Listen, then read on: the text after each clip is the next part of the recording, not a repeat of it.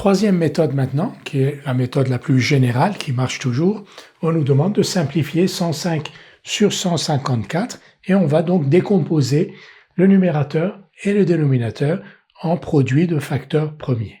Nous allons donc décomposer le numérateur et le dénominateur de cette fraction en produits de facteurs premiers. Alors je rappelle la méthode, ici on va classer les nombres premiers par ordre croissant, 2, 3, 5, 7, 11, etc. Et on va voir si 105 est divisible par 2, par 3, par 5, par 7, etc. 105 n'est pas divisible par 2, puisque son chiffre des unités est égal à 5, qui est ni 0, ni 2, ni 4, ni 6, ni 8. 105, donc, n'est pas divisible par 2. 105 est divisible par 3, puisque la somme de ces chiffres est égale à 6, et 6 est divisible par 3. 105 égale 3 fois 35. Maintenant, on va s'occuper de 35. Est-ce que 35 est divisible par 3? La réponse est non, puisque la somme des chiffres de 35 est égale à 8, qui n'est pas divisible par 3. Donc on en a fini avec 3. Est-ce que 35 est divisible par 5?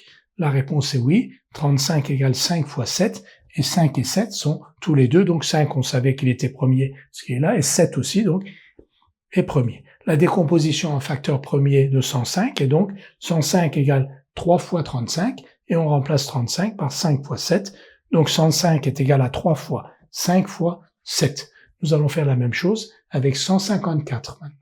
On décompose maintenant 154 en produits de facteurs premiers. Donc on commence. Est-ce que 154 est divisible par 2? La réponse est oui, parce que le chiffre des unités de 154 est égal à 4. Donc 154 est divisible par 2. 154, c'est 2 fois 77.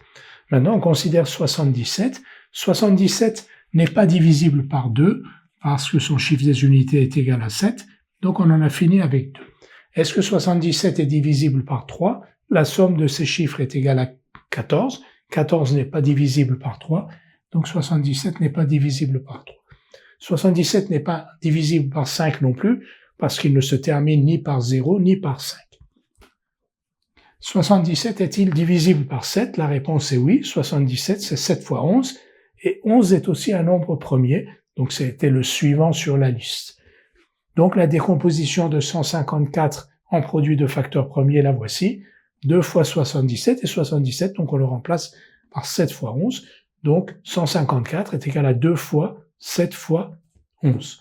On a la décomposition facteur premier de 105, celle de 154, on va pouvoir procéder à la simplification de cette fraction. On a donc la décomposition en facteur premier de 105, 3 fois 5 fois 7, et celle de 154, 2 fois 7 fois 11.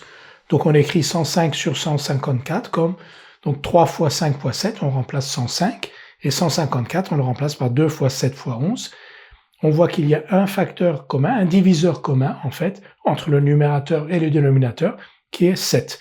Donc on divise le numérateur et le dénominateur par 7, 3 fois 5 sur 2 fois 11, puisqu'on simplifie par 7, en fait.